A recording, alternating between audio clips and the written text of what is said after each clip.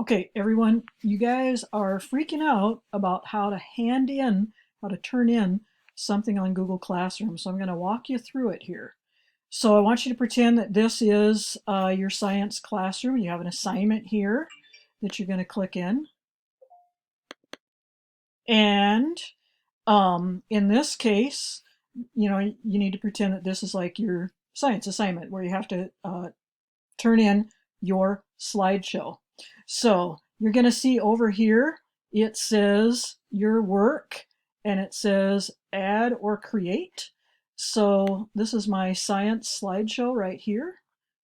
So I'm going to go over here where it says add or create, and I'm going to find that in my drive.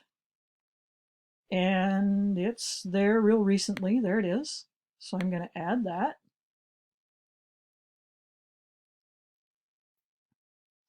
And then I am going to turn it in. And yes, I am going to turn it in. That, folks, is how you turn in something on Google Classroom.